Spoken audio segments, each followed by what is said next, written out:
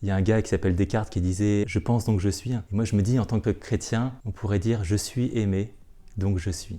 Je suis aimé du Seigneur, donc je suis aimé de mes frères, donc je suis. Bonjour, je suis frère Vianney, je suis entré au postulat en septembre 2022, puis j'ai rejoint le noviciat l'année suivante. Et là je suis jeune frère et je vais vous parler du noviciat. Quand on arrive au postulat, le maître des postulants a bien rappelé quelles étaient les deux grandes étapes de notre cheminement pour rejoindre la vie franciscaine. La première étape au postulat, de savoir si ce style de vie correspond à ce qu'on est. Donc est-ce que ce style de vie, ça m'apporte plus de vie, plus de joie, plus d'amour. Puis la deuxième étape, qui est l'étape de noviciat, c'est davantage, si c'est ce style de vie qui me correspond, comment ça va se vivre, comment je vais le vivre au quotidien. C'est un peu la question que Marie pose à l'ange Gabriel au moment de l'Annonciation. Comment cela va-t-il se faire? Pour la France-Belgique, le noviciat se trouve à Killarney, dans un petit village au sud de l'Irlande. Il rassemble différents jeunes frères qui ont le désir de devenir franciscains et qui viennent du nord de l'Europe. Ce qui était vraiment riche pendant cette période-là, c'est qu'on avait un échange entre différentes cultures et différentes manières de voir la vie franciscaine. Le site qui a été choisi est assez extraordinaire. On était tout près d'un parc national avec un immense lac, des grandes montagnes. Et puis au milieu de ce parc national, il y avait des milliers d'animaux, et notamment des cerfs, des biches, des faons. C'était une grande source de joie pour moi. J'étais très touché par l'accueil des frères, très bienveillant, très fraternel. J'avais l'impression de rejoindre une petite famille qui m'attendait depuis longtemps et qui était très heureux de me voir. Les frères avaient entre 40 et 84 ans. Et donc il y a vraiment une vie de communauté intergénérationnelle qui m'a beaucoup plu et qui m'a beaucoup enrichi. Le noviciat dure 1 an complet. Et ça commence par la prise d'habits. La première étape du moment où on entre jusqu'à Pâques, c'est une étape de silence où on rentre au plus intime de nous-mêmes et on est amené à nous interroger sur nous-mêmes, sur ce qu'on veut vivre, mais aussi sur les relations avec nos frères. Et en étant confrontés à nos frères sans pouvoir forcément beaucoup sortir à l'extérieur, ça nous oblige à nous remettre en question. Et c'était un vrai cheminement pour mieux se connaître soi-même. Puis la deuxième partie du noviciat a été davantage sur le service. Et donc on avait 2 grandes missions qui nous étaient confiées. La première, c'était de gérer l'accueil dans un magasin de seconde main avec des personnes issues de l'immigration. Et la deuxième mission, c'était d'accompagner des jeunes avec un handicap assez fort dans un hôpital 1 fois par semaine.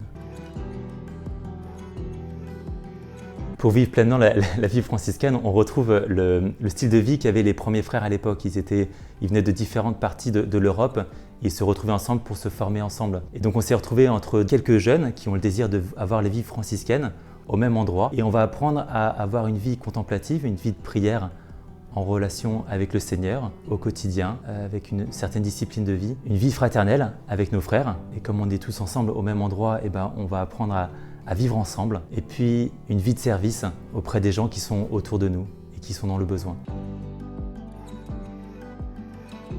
Au quotidien, la vie de prière est assez riche. On commençait le matin à 7 h avec la prière des lectures, puis ensuite on allait à la messe, puis ensuite on avait la prière des laudes, on avait ensuite des cours sur la vie franciscaine, un repas partagé tous ensemble.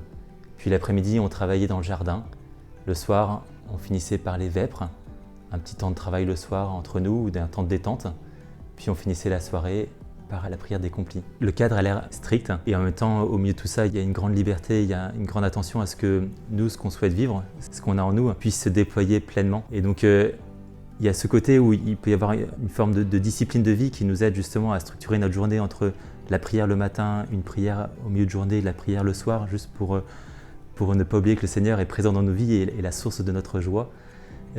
Mais en même temps, à côté de tout ça, il y a beaucoup de moments très conviviaux qu'on avait entre nous, notamment entre jeunes frères. On organisait 1 fois par mois une pizza party. L'objectif, c'était qu'on fasse les choses soi-même et qu'on partage un bon moment devant un film. Et puis on a lancé un projet sur place, on a créé une équipe de foot parce que nous, on était quand même 6 jeunes frères. On allait chercher parmi les gens du village qui voulaient bien jouer avec nous.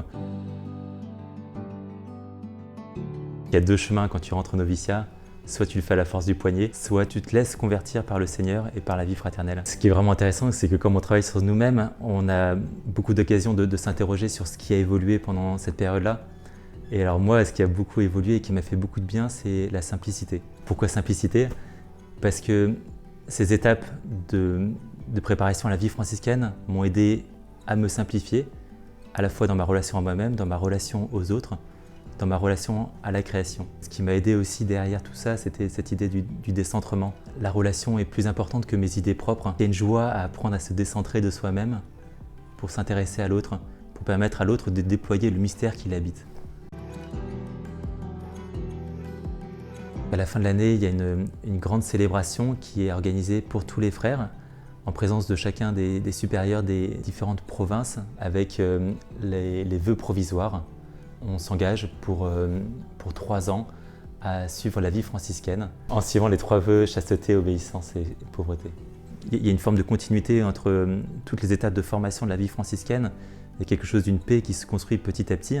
Et donc en fait, au moment où on arrive à ce moment final de la profession, tout s'est déjà plus ou moins construit en amont.